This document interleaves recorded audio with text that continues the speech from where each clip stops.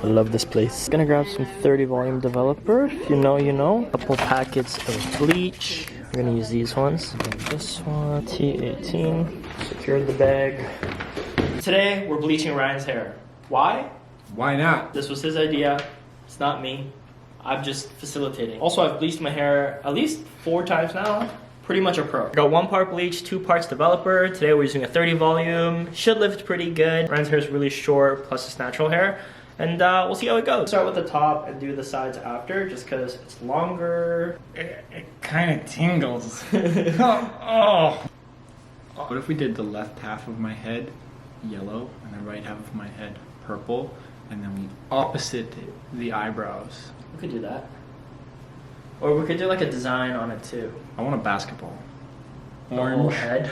The whole head is a basketball. So here's what the first coat's looking like. We're gonna let it sit for about 20 minutes, rinse it out, and then we'll see. Also, by the time you're watching this video, the next Less Shitty collection is now live. It's like a mini drop plus a restock. So if that interests you, go check it out. Here's what we're looking like about 20 minutes into it. I think we're good to wash. We'll see what it looks like after. Let's go wash. Ready?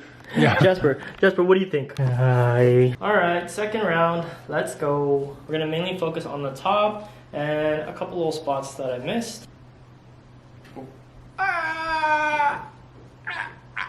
Take it off, take it off. My skin, my flesh. Your baby will work. And finally, we tone. Okay, are you guys ready for the final reveal? Wow. So handsome. Wow. We're eventually gonna do 1 more round of bleach and tone, but his scalp needs a break, so pretty good for day 1.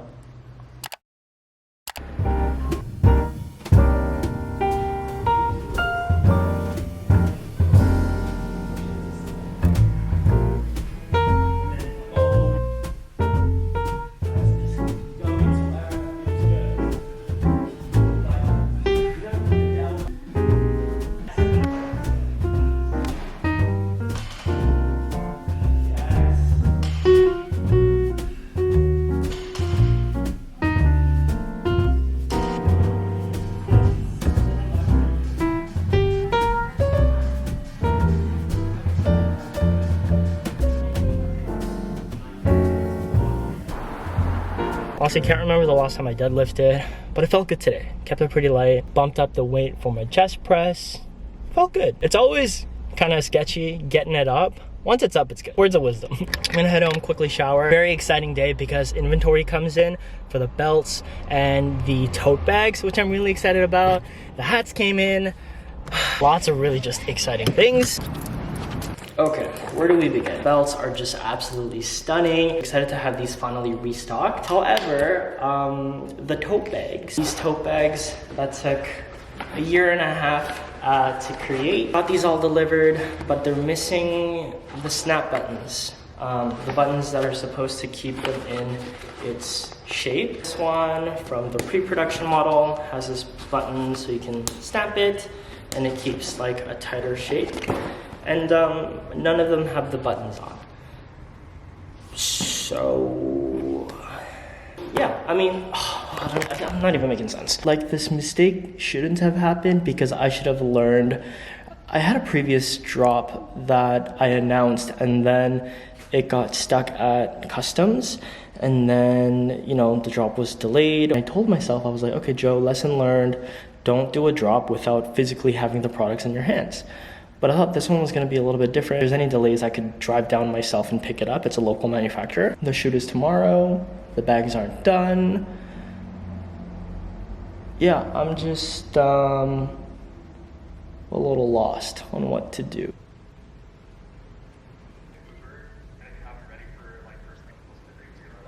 Okay, thank you. All good, thanks, bye. So thankfully, these can be corrected in a day, which is great. One of the pros of having a local manufacturer, but it means that the bags won't be ready for the shoot, which is not the end of the world. We can work around that. But man, I need to eat something. I'm like nauseous. All right, let's eat before we pass out. We got some leftovers. Ryan made some red braised pork, I believe it's called. It's like a Chinese stew. So good. Thankfully, we have some in the fridge. Cranberry ginger ale. Man, what just happened? It was just one of those things where I was waiting all day for the shipment to deliver, and then when it was finally delivered, to be like disappointed like that, I think it took a lot. And aside from that, there's just been a lot going on. I always tell myself like, oh, if things are outside of your control, try not to stress too much about it. And obviously easier said than done, but we're good now. The snaps are being done tomorrow. Yeah. Man, it was just such, we are all just trying to make it work. I am there with you. I've got a delicious stew in front of me. I got my puppy, got a roof over my head. We're good. We're good. So yeah, we'll see you tomorrow for the shoot day.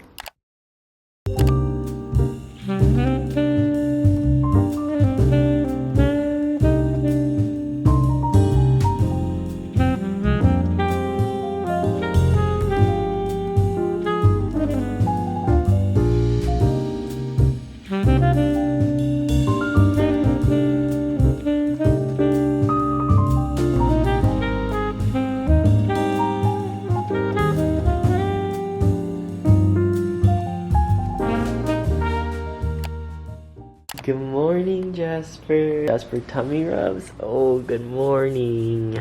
So yesterday's shoot went really well, but what you didn't see was that after the shoot was complete, we had to go back to the studio and shoot like a mock holiday dinner party campaign for another brand. And then after shooting that, we shot some e-commerce photos at the studio using the seamless paper. So it was just a lot. And in Vancouver right now, we just have very, very limited daylight that we're using. So yeah, it was a lot, but it was fun and it was exciting, and the shots turned out really great. I'm really excited for them, but it was a lot, and I can honestly feel my body just like, I feel a cold coming on. I'm gonna cut up some veggies for some soup. Do not judge me. We only have a big cutting board left. Just very rough chops. It's only soup. Toss that in the pot. Put some carrots in here. Of course, we gotta pay the carrot tax. Look who it is. Can you sit, buddy? Fist bump. Other ball. Here you go. Okay. Add some oil. Add our carrots. Celery. Let's add in our orzo. And of course, our magical ingredient. Alright, got my massive bowl of chicken noodle soup with no chicken, but a ton of orzo. Orzo is like this rice-shaped pasta, and it's delicious. If you put pasta in your soup, try orzo next time, because the bite, the shape, so fun. We also have some leftover pita chips, a little crunch. Yeah, I thought it'd be nice to wrap up this vlog with a little Q&A. We haven't done one in a while. Grab some food, grab a beverage, and let's get going. Any more tattoos planned?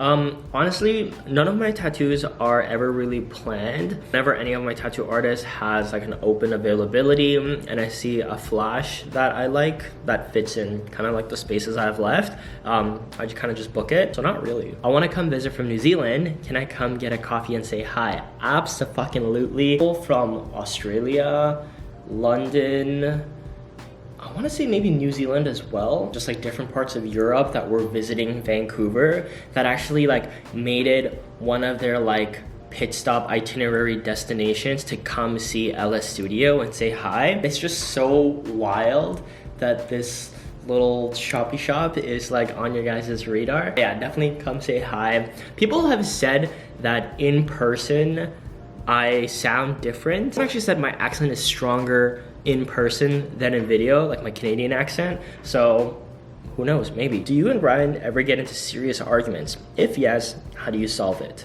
100%. I feel like every long-term couple gets into arguments, and if they don't, they're just lying. I just feel like it's a normal part of the human experience. When you're spending so much time and energy together, it's like you're gonna clash. But I think like as corny as it is, like always just talking about it, you know, giving some breathing room, some time, and just being vulnerable and communicating your feelings just go a very, very long way.